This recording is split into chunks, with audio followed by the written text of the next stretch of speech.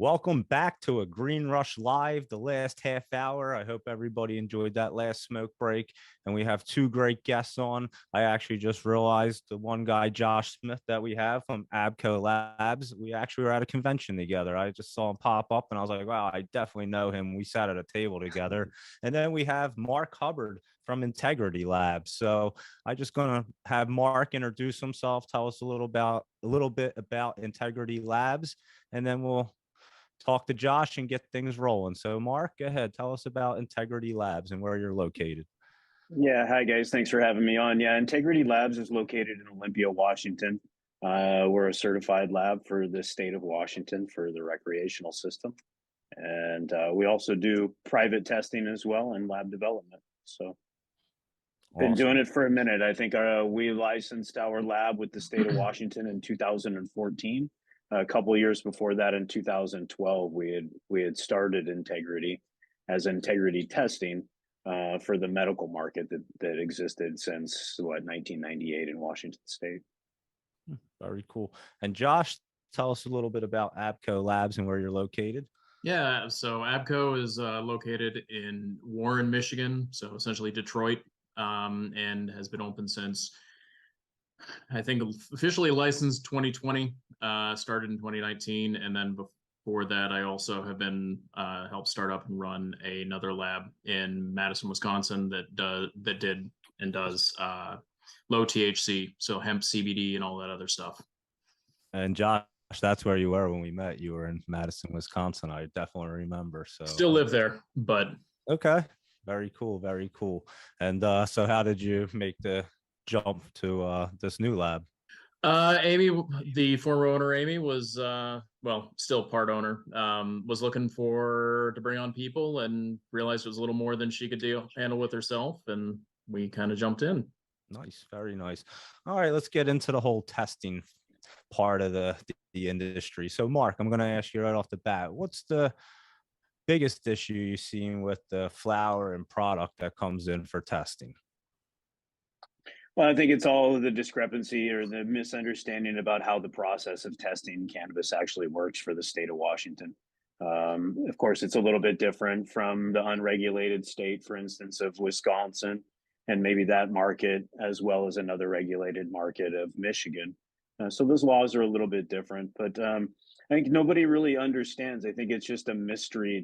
We just wave this magic pixie dust and we just put a number on a piece of paper. And it's been that way for a decade plus. So it's nothing new for me to be questioned on why test results happen and where the variables are within accuracy. Do you want to explain how the product works, how you take the product from when it gets to your hands through the testing process? Could you explain that to our viewers? Sure. Well, there's different protocols that are established by the state as far as how samples are taken from a lot or from a selection. In the case of Washington State, samples are pulled by the producer or processor that created that sample. They package it. They give an appropriate amount that's allocated based on the state, based on the testing that's being performed. We'll receive that test, document it, bring it into a controlled limb system. So it's an inventory management system, which documents where this sample has to go, what tests it needs to be performed on it, and at the end, what quality control needs to be completed on that sample to determine accuracy for that, which is determined for. In the case of Washington State, it's for certification of a lot for testing. So it could be microbial potency. Now tests have started to require pesticide testing depending on at what stage. So it really depends on what kind of product it's brought in and has it had prior testing or not. It just kind of depends on the state of it, but it's taken into control. It's pushed through a system internally. It's documented. It's numbered, and then the results are qualified by a lab director, and those results are published to the client. Great. And then, yeah, they give you your COA and you're happy and good to go and you can sell your product. Josh, how often do you see moldy product at your at the lab that you're testing? That's a loaded question. If it's grown out, so my background is actually clinical microbiology. That's my graduate degree. If it's grown outside, you will fail for mold, hands down. If you grow outside, it is a living being, a living organism. You will have yeast and mold on it. So I would recommend inside, but it really depends on the area you live. Are you growing indoors? Are you growing outside? How's the weather? Even if you're growing indoors, if you have a less than perfect, environmental system in your grow area, you'll have a higher humidity in the air and you'll get mold. Also, I notice when I go to grow rooms, because this is actually something we would offer, is to, if somebody's having problems passing, which, sometimes they just go to a lab that has a different cutoff for it and gets through. But, you go to look at grow rooms, an easy thing to look for is to see where the airflow is, because really that's mold is telling you either your HEPA filters are burned or you have dead spots in your grow area. So if you don't have anything going at the lower area, you've got all the giant canopy space, but a lot of times there's those fans blowing down on top that you can see everything moving, but a lot of times there's almost nothing down below, and you can get these little microclimates that will help mold grow. Interesting. Very good. Very cool. Josh, you have anything to ask these gentlemen? They're full of knowledge. You can tell that. Well, yeah. And so, yeah, Mark and I are both from Washington State. So I know he knows the whole, sorry, the dogs barking are just part of the listening experience today, I guess. But Mark, you've seen a lot of the pay to play on that. I'm wondering, how did that get started? Was it where labs in the very beginning were like, yeah, we'll go ahead and give you whatever you want? Or was it a matter of people saying, hey, we really want 34%? So curious, like, how did it get started? What was the frequency? Why did it stop? Like, how did they get busted? Can you just walk us through the pay to play on asking for a higher THC percentage and some of the dirty side to the testing labs? Because you've been there, you've seen it. Yeah, I mean, this was definitely a game that clients played early on. They wanted the biggest percentage because at one time in Washington State, the highest number was the thing that sold the most. And we were the first experiment, Washington State was, with, how do you regulate this new industry and system? Most definitely, I had people offer me money to falsify test results, but this is a liability situation. Early on, we had 2,800 customers in Washington State, so licensed producers and processors that either grew or manufactured product. They had to compete based on a number or based on quality. What would you rather compete based on? And I think over the evolution of the last 10 years in Washington State cannabis, we've seen that 95% doesn't exist in concentrates anymore. We can actually see the difference in a profile between a sugar wax and a diamonds and sauce based on how it's put back together in the plant. And people are not dumb. They can smoke something that's 41% flower. We can go all the way back to Venture Magazine that posted an article about a farm in Washington State that grew 41% cannabis. It just sent a shake through the entire industry, and that magazine put an exclamation point instead of a question mark. It just really doesn't exist in all these other states, and we'll see other states pop up and try and play this game. But when in the long run you have to compete against quality, and they go, well, gosh, I smoked this and it was 41%, but then I smoked this strawberry cough that's historically 9 or 10%. If you want to follow genetic profiling over the history of life, because, we just don't create something out of midair, we can go, hey, that is actually what I want. I want a lower THC cannabis because I want these effects. I don't want just high THC and only one number focus. So it was, right now in Washington State, there's 600 companies left. There were 2,800. Some of them went out of business based on hijinks and deceiving a consumer. I think over time we'll realize what NIST is, what defrauding a consumer is, and how quality is more important than a number. So with that said, and I know the THC percentage means absolutely nothing. I've always said I go to dispensaries, I'll go dispensary hop, and I go Well, smoke here's where it out. means something. It means something in an edible, because if you take a 10 milligram versus 100 milligram, big difference. well, how does accuracy matter there? I mean, come on, we can do better as labs. Unfortunately, labs don't understand the variables within their own facility. And when cannabis testing is so new, you know, we can blame certain things that maybe we just don't understand, or we can give good advice to guide them to provide better quality by designing a better process internally, so you eliminate variables that create failures in micro or yeast and mold. And even yeast and mold testing over time has changed, because he's right, yeast and mold is in everything. But to what thresholds should the state be testing for to make it safe? So what's the most common heavy metals that you see, Josh, when you're doing some testing? So actually, there's a few ways.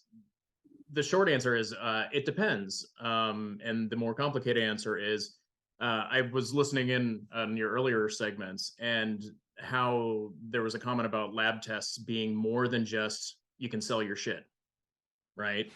One of those tests is heavy metals. It's not just about, oh, I can pass this, especially if you're in a grow room. It's a controlled environment. You should not be failing any of those. But if you go and look at, they give you an indication, right? So if you have lead and you're failing for lead, that means your water filtration has gone to hell. You need to replace your water filters. You know, if you see high levels of arsenic, are you using rock wool? Because and check your batch and lot numbers. So this is also goes back to the GMP that you should be setting up for your facility if you're not already, and you better damn well be getting close to it, because once the FDA decides to do anything, they will make you. Which goes into beginning, middle, and end of batch lot testing, which no one wants to talk about either. But, you know, so arsenic, depending on where they make the rock wool from, that rock that they pull it, it's volcanic soil, it's volcanic rock. And sometimes they'll spike levels of arsenic in it. So, you know, cadmium, usually, again, water. So we don't see much. Usually, if anything, it's lead. A little bit of nickel, but it's Detroit. So the soil and the groundwater and everything over there's a little iffy at times. So, but you know, like copper, you're going to see anytime. Actually, Chris, who is one of your earliest guests today, he was the first presentation I ever saw at a convention, and I don't know if you'll remember it, but it was Rochester, Minnesota.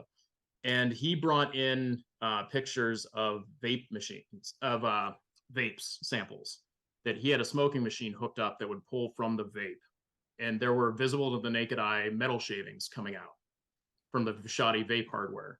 So and then also sometimes you'll see concentrates that will pass when it comes from the producer, but when it's put into the vapes and then tested as a vape, it will fail based on, again, shoddy hardware.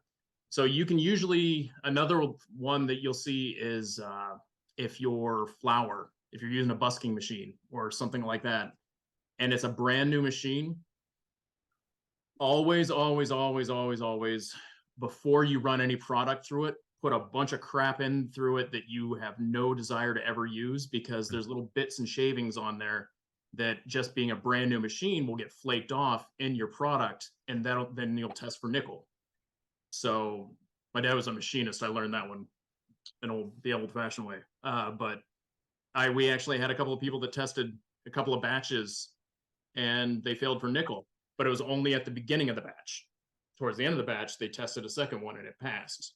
And that led us to finally track it down to the nickel, and it was elevated cadmium too. Interesting. Very interesting. Yeah, I guess you're saying, so if they're failing, they're literally failing for a reason. And a lot of times it could just be the water that they're using. None of these tests, these are quality control tests. They're safety tests, but they're also quality control. So if you're failing them, there's something in your process that you're doing wrong or that is breaking down. So I mean, there's a lot of value in these things. Yeah, another one was arsenic. You can pick up if you have rat traps hanging out. You won't fail. Well, we've actually seen detectable levels from rat traps in the grow room have popped up occasionally. They were still below the fail rate, but you know, they're there. So if you're seeing these things in a closed loop system, there's an issue. And you know, you want to make the best product, the most efficient product, that you can. These are the places that you get that information to help your system. We've been asking some genetic questions about cultivars that prevent some of these, not pesticides, but mold and mildew and those issues. Mark, have you seen anything that pops a lot where you're like, damn, that particular strain is guilty all the time versus another one where you never see it? Yeah, we definitely experienced this in Washington with a lot of the coastal growers trying to grow very dense buds that just won't finish, just as they won't dry. Growing in an outdoor environment where you don't have enough time for the plant to fully finish, you know, a long flowering indica. You know, you just got to tailor that genetic to the environment that you're growing in. Greenhouse growing creates a higher humidity environment. If you grow in a humid area like Michigan or Wisconsin or anywhere in the Midwest, you're going to have to you know, tailor your cultivar to fit appropriately. Is that why we don't see Blue Dream? Is because a couple of years ago we saw some early rain, some early snow, and it ruined outdoor harvest, and people just said that takes too long? Or is that not one of them that's a longer grow? Yeah, I think Blue Dream's a tough one because there's so many different varieties within that. You know, Northern County Humboldt Growers Association did extensive development with Blue Dream and extensive research as well, growing at so many valleys away from the coast. Jorgie and that group over there is just super intelligent, and you know, they just go way down these little rabbit holes to understand that. But no, we've seen this over time. We can't grow Dutch treat or Durban poison in Western Washington. You know, it's a high Afghani strain, so it grows extremely well in Denver. We notice this same thing. If you know, if you want to compare plant to plant, you know, wine is kind of similar in this. You grow in certain regions, you can grow certain varieties better than others, and those varieties are more naturally adapt to those, you know, the issues that environment can create. Mm-hmm. Josh, are you seeing anything where people are growing, trying to get the most THC? And so we've seen in Washington State, people grow super crispy, dry buds where it's like powder, just because I'm assuming they're just trying to drive up that THC by drying it out. I'm assuming there's still kind of that inverse relationship between dryness and THC. Is that accurate? Are you seeing that? What's happening in your area? Well, yeah, I mean, it's the amount of, so your moisture content and water activity. So I don't remember what Washington is. It's been a while since I've seen the regs. Do you guys do water activity or do you do moisture content? Moisture. It's both water activity and moisture content. I mean, water activity is what are the active potential compounds that are in that. It's more appropriate for an edible. Yeah. Moisture content's more appropriate for flower. But yeah, I think it's a range between 2 to 10%. But I mean, let's just do the math. I mean, if you change 10% moisture, what's to 10% end result? If you have a 20% flower, you're not going to move it more than 2 points just by drying it out. So what does that really gain you as far as an end result? You know, I will say on the hemp side, they definitely tried to game that system a little bit, and I've seen it with some of the some of the recreational stuff in Michigan. We also have the potency wars in Michigan badly. I get asked weekly if I'll fix numbers or bump numbers. And everyone says, "Oh, well, this lab does it. Why don't you? I'll give you extra money." And it's every week.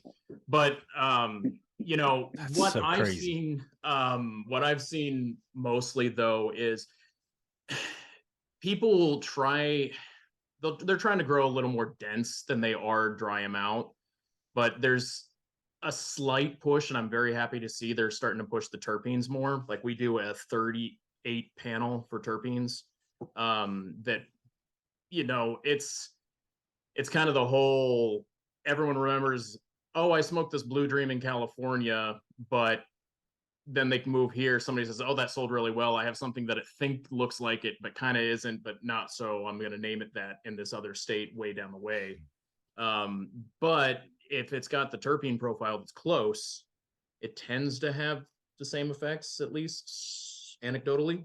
And I think we're starting to see more people looking at the high terpene content. They're looking at the 2%, 3%, the 4%, if you can get them that high. We have had people claim that they have 50% THC in their flower, which is genetically impossible, but yeah. Let them believe it, right? Well, I mean, they've done a few studies and there's a few papers out there. One of them that your actual receptors max out about 16 to 20%. Like anything above that really doesn't do anything except get you there absorb. faster.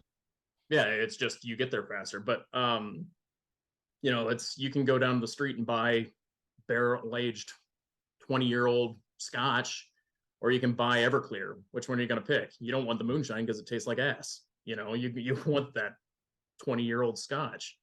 And I think people are starting to realize that, but it's an uneducated consumer. They don't know anything other than I want to get high. I know THC gets me high. That's it. We as industry, as labs, as growers, producers, somebody's got to take the bullet and start pushing that, what all those other things. It's the cannabinoid profile. It's your CBD, CBG. It's not just the THC that's doing things. It's all those other effects coming together in the entourage. I've heard another word for it, but I can't remember. But the terpene profile, what those effects are doing it's why it makes it so hard to do clinical trials on anything, because there's so many variables to get that same effect that it's hard to pin down to anything to actually do a double-blind study. Mm-hmm. Can you guys leave us with some information on how consumers can use lab data to make better or more informed decisions? Mark, you want to go ahead? Yeah, there's a lot to that. I mean, there's so much that happens behind the scenes that the consumer doesn't really get to be privy to. I think the consumer needs to realize that they've got protection behind them. They can sue these manufacturers for fraud and for being deceived. And if labs want to participate in that chain of fraud, and the companies want to have their names plastered all over the place, I can tell you many stories in Washington State about labs and companies that just don't exist anymore because they thought that this was the way to get out of their mistakes. So the consumer's in a bad spot, and I'm sorry to say that, but when more sliding morality has entered into the lab testing, and that's the testing. Dogs, you got cat. Sorry about that. But I think go with what the effects tell you. As much as you can find out about the grower, that's definitely the way that you want to get the best information. The companies that do the testing and over test are more than upfront about all the testing that they do and how they approach it. So I would reach out to their websites and contact the companies direct and do some research on them.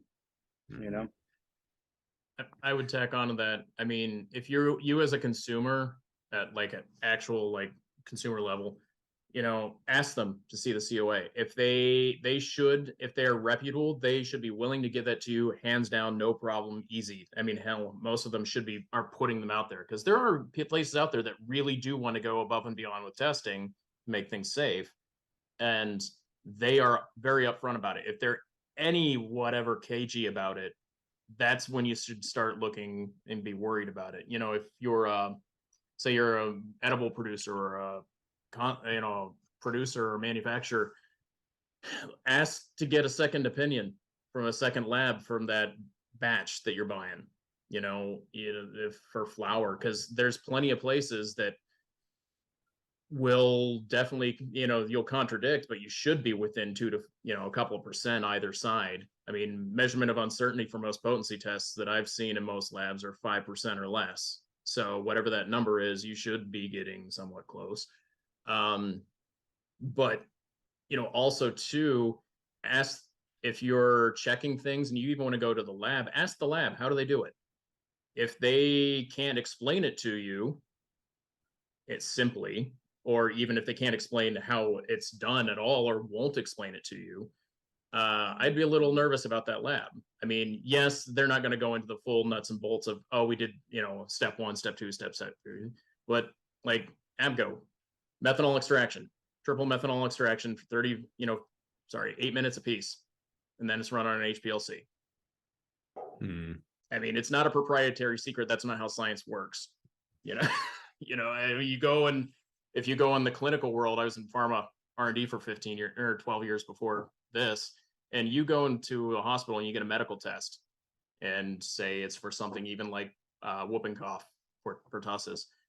When you get your results back, it will have literally everything down to the DNA sequence of that bacteria that they use, the primer, the sequence that they use to get that test, and everything about it. But they make billions of dollars off those tests. So, it's either, this is science. And in order to compare apples to apples, you have to at least know what the apples are or what the fruit is.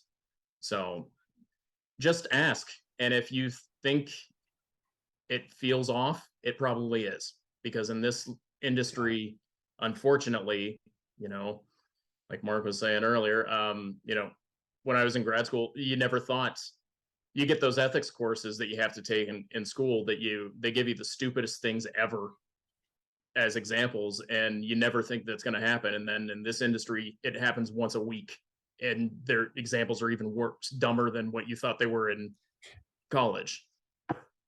So just ask. Any last words, Mark?